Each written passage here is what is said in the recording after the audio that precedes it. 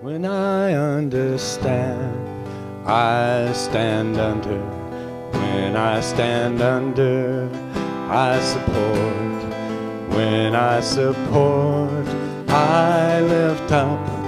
When I lift up, I raise. And when I raise, I praise. And when I praise, I encourage. When I encourage, I strengthen. When I strengthen, I empower. When I empower, I release. When I release, I let go. When I let go, I let God. When I let God, I understand. Yes, I understand. When I let God, I understand. When I let God, I understand. Each month this year, we have been doing one of what we call our spiritual powers. We are born with these gifts, with these abilities. The thing is, we don't know we have them. We forget we have them. And so we are bringing our awareness and our attention to them this year. And so far, we have done the power of faith, the power of strength, the power of wisdom, the power of love, the power of power, and last month, the power of imagination, which we had a lot of fun with. This month, and today's talk, is the power of understanding. And our singers just sang, when I understand. And listen to those words. When I understand, I support. I lift up. I encourage. I strengthen. I empower. I release. When I understand, I let go and let God.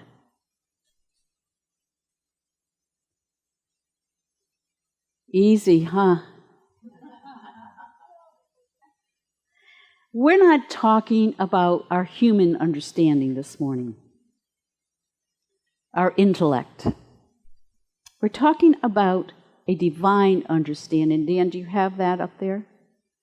The power of understanding is my ability to know that God stands under all things. And I find it interesting that this power comes at this particular time in our country and in the world.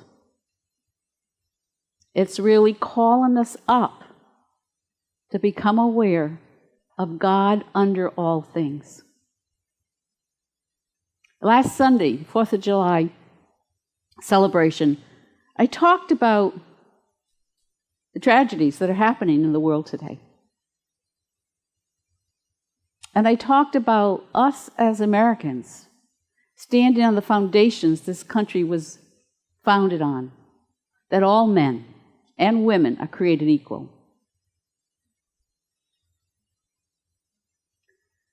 But we look around and we say, how do we have peace of mind? How do we have peace in our heart when these things continue to take place? Reverend Therese has been staying with me for a while, but she's in between churches. And she doesn't have a talk to do this Sunday. So, and she was up with TV on. She's usually walking at the beach, but she was up with the TV on, and she was watching a traditional preacher. And I looked at her going, what are you doing? And she says, wow, it's so easy for them. And I said, it is, isn't it? They just get to say the same stuff over and over again and not take any responsibility. I said, but for us that are into really looking at the world for what it is, there's a site on Facebook where all the ministers come together and share things, and all of them are coming together to their congregations holding the world and the country in prayer. But as a minister, this is a time when you really have to look at what you want to stand up here and say and how you want to present it. Because there's so many opinions right now. How do we have that peace within us when we don't understand why these things are happening, when we don't understand what's going on?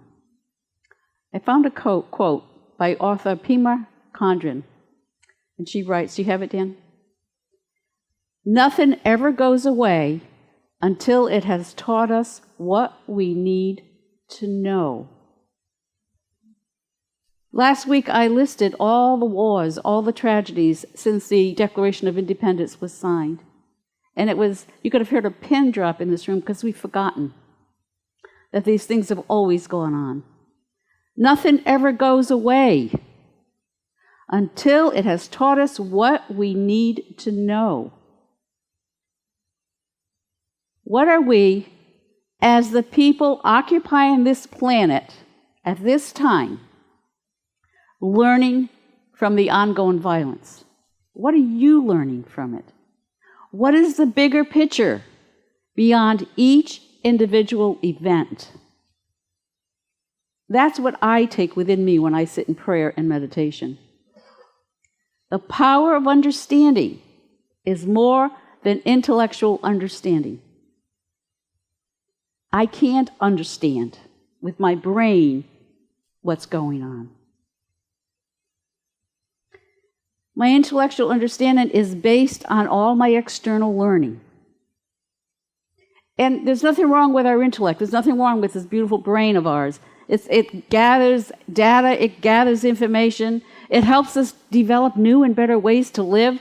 I mean, electricity, the automobile, the airplane, health cures, that all comes from our wonderful intellect. But the power of understanding that we're talking about is not our mental understanding. So that's the biggest thing, biggest shift you have to make this morning. Can you hear these words? Not in your head, but in your heart.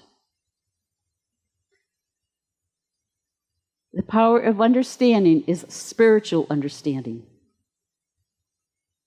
It is the knowing in my heart. It's a knowing. You all have known things in your heart, that feeling you get. So, outer facts can be true, but they're not the truth with a capital T. They're facts, and they can change, can't they? The earth was flat, and then it was round. It was a fact, wasn't it?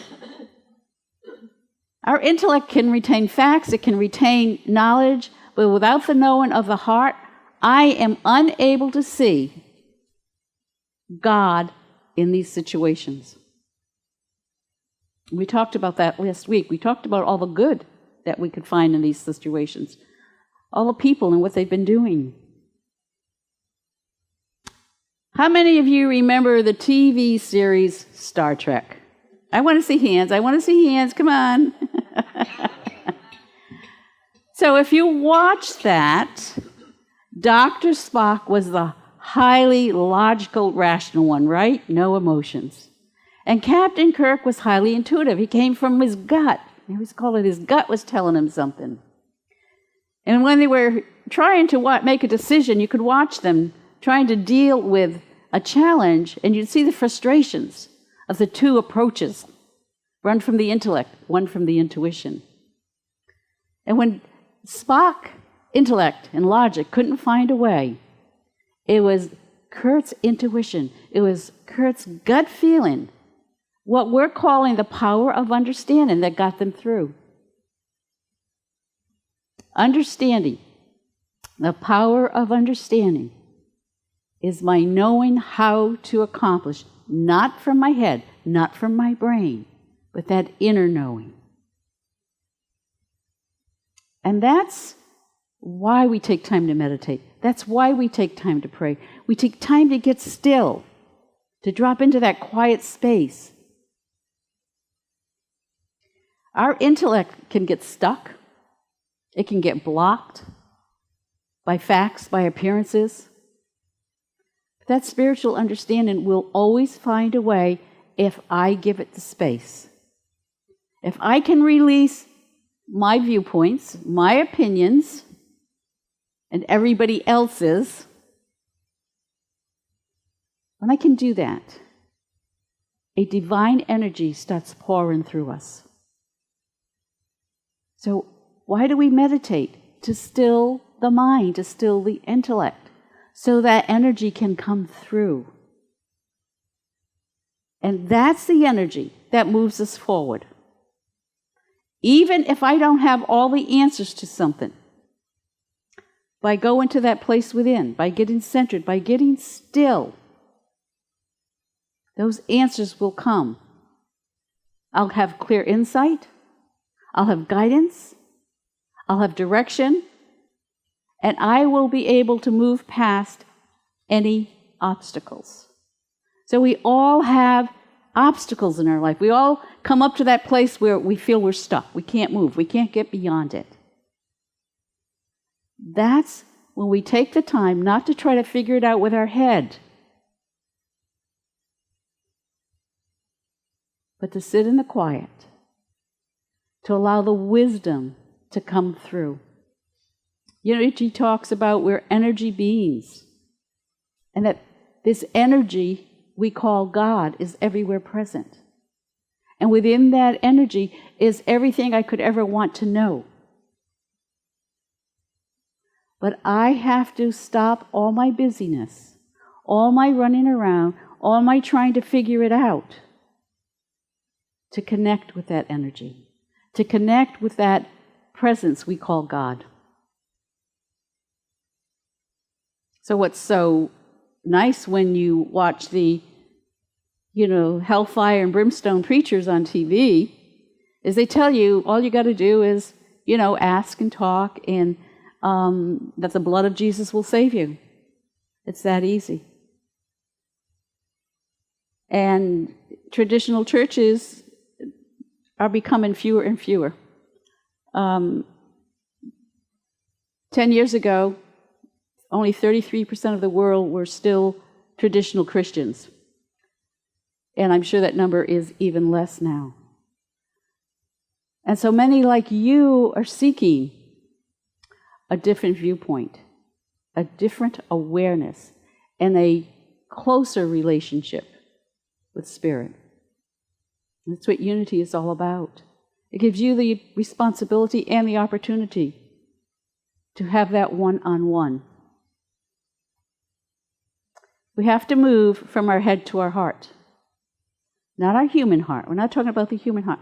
But that place within you. You know that when you have those moments and you feel you're in nature and you just feel so close to God. Or you're at the ocean. Those moments when you feel that connection. We want to experience that more and more. That's the place we're talking about. That's the heart space. I had a teacher in ministerial school. His name was Jim Rosemergy. And at one time he was the vice president at Unity Village. And he now has the big Fort Myers church on the west coast of Florida. He wrote a post on his Facebook page yesterday. He said he had been waiting. He's written many books. We study many of his works. He was waiting to post about what's happening in the world. He had to get still enough, quiet enough. This is what he posted. I took a little bit out of it. Without understanding, we act solely out of our own consciousness, making our determinations from our current consciousness. Understanding can transform us, expand our perspective, and help us see new ways through our challenges. So in Unity, we call Jesus our way shower, our teacher. And all his teachings were for one purpose, and that was to help us have a closer relationship with God by moving from our head to our heart. So he taught through parables, which were short stories. And he talked about what people were familiar with in that time. just like I used Star Trek today. You know, that's all he was doing. So that's why we might not understand these parables, because it's a different time. So in Matthew 13:39, he talked about the parable of the seed. So I'm going to read this. It's not very long. And I want you to listen, not with your head, but with your heart. And notice what you hear. A farmer went out to sow his seed. As he was scattering the seed, some fell along the path, and the birds came and ate it up. Well, there were mostly farmers in those days, weren't there? And they understood this. They knew this happened. And he went out and he said, some fell on rocky places where it did not have much soil. When the sun came up, the plants were scorched and withered because they had no root. Farmers knew that. You couldn't plant in rocky soil. Other seeds fell among thorns, which grew up and choked the plants. Still other seed fell on good soil, where it produced a crop 100 times what was sown. Whoever has ears, let them hear. These parables weren't meant for our intellectual understanding. Whoever has ears, let them hear. Jesus wasn't talking about our physical ears. He's talking about listening at a deeper level, listening with the heart. The spiritual truths that he was teaching, that are taught, cannot take root in hardened, unsupportive soil. Replace the word soil for mind. Spiritual truths cannot take root when my mind is limited, when it's narrow, when I've got all these opinions and judgments.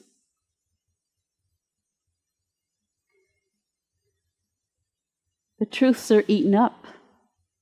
They're scorched and withered by my negative beliefs and opinions.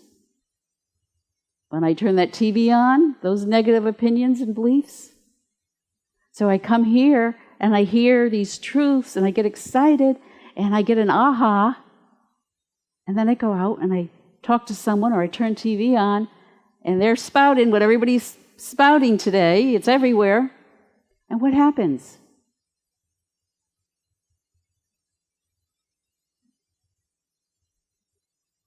Those truths get choked out by the weeds of doubt, worry, unforgiveness, hatred, fear.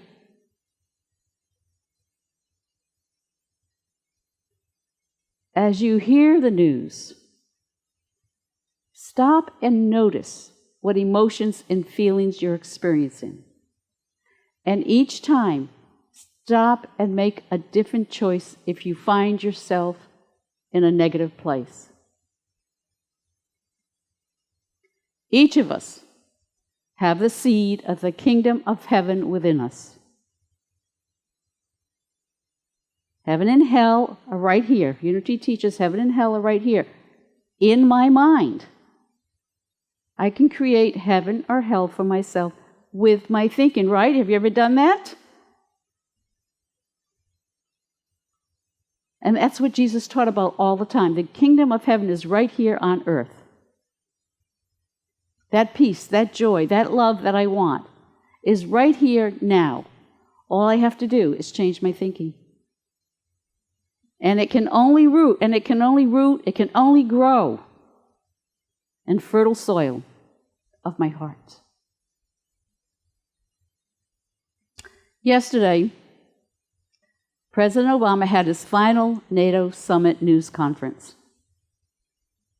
And in replying to one of the reporters, he said, "We plant seeds to trees for our children and our children's children to sit under the shade of." Again, we have to understand that without our intellect, right? We plant seeds. We plant seeds of what we want to grow so it will better the lives of our children and our children's children. I thought, how perfect that was. He didn't know what I was talking about today. But there are no coincidences. So it's time, folks. It's time for you, it's time for me to take responsibility for the seeds we're planting, isn't it? For future generations.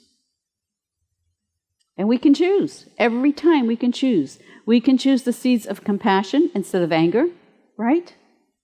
When I find myself getting angry, I get to stop, make a different choice. Seeds of forgiveness instead of vengeance.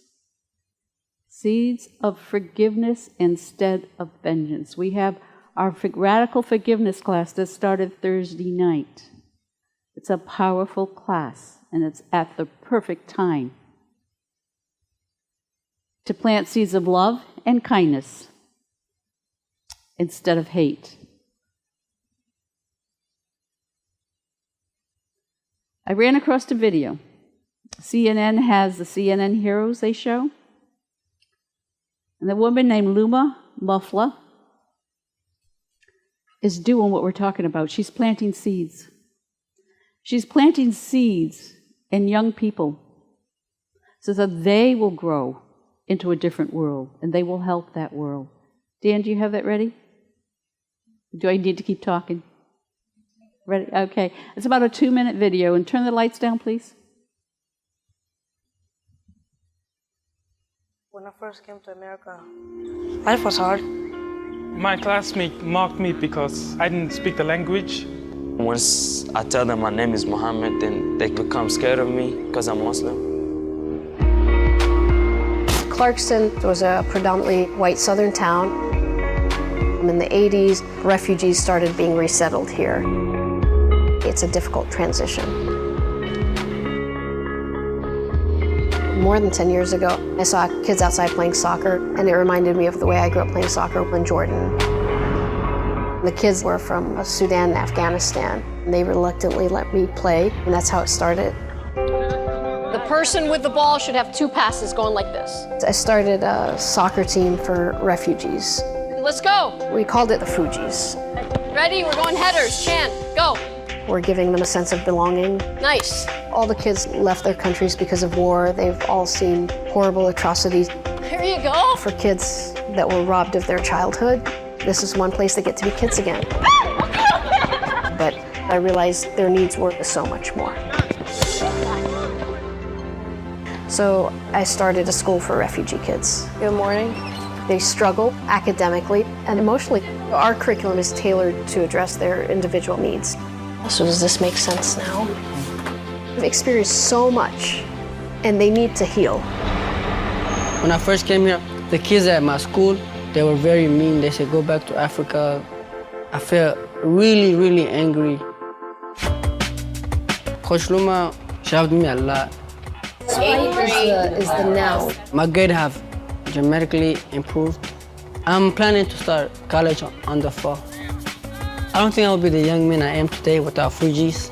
All 3 were standing. A good coach pushes their players to be excellent at everything that they do, but there's so many things stacked against them. I'm trying to give them all the opportunities that they deserve. 1, 2, 3. Go Fugees!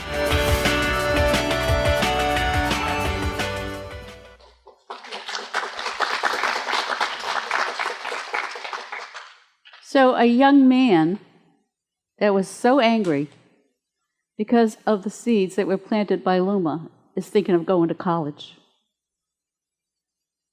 What would have happened to a lot of these children if they'd continued being judged and bullied? Their life might have gone in a different direction. I liked when she said that as a coach you have to be tough and push. So as people that seek spiritual truth, as people that want to know how to have a closer relationship with God, can I push myself when I'm out there and being confronted with the negativity, the heaviness, the judgments? Can I push myself to turn within and stand on truth? Can I take a breath and say, okay, what can I think of that's loving? What can I say that's kind? What can I do within myself to eliminate these negative feelings that don't feel good? It's time to become our own coach. It's time to push ourselves to divine understanding. The power of divine understanding is the awareness of the presence of God within all people. Now, you know these young men, that presence of God wasn't being seen in them when they first came here. But Luma saw it, didn't she? She saw beyond where they came from, beyond the horrific things they'd experienced. She found a common goal, soccer. She said that some of these kids in the refugee camps before they came here would take plastic bags and roll them all up and use them as a soccer ball. So that was their bond. So when you've got someone in your life that you're at wit's end with, you know, there may be just this negative person that's always skeptical, that's always negative. Instead of pushing against them, find a common bond. Something that you both like that you can talk about instead of these things that make you push against each other. Think about that person that aggravates you, that pushes your buttons. Think about one thing that could be a common bond there. And start using that to talk about when you're with that person. Let's stop judging. Let's stop being angry. And let's create a place for those who are in anger and in pain to heal. That's our job. And then we lift the world up. Then we can find answers to the hard questions, just like Luma. So this week, I want you to notice what seeds your words and actions are planting. And notice, are they seeds that support and encourage, strengthen, and empower? Are they seeds that will grow trees you want your children and your children's children to sit under? To understand is to love. So choose to become part of the change through the power of understanding. God bless you. Have an awesome week.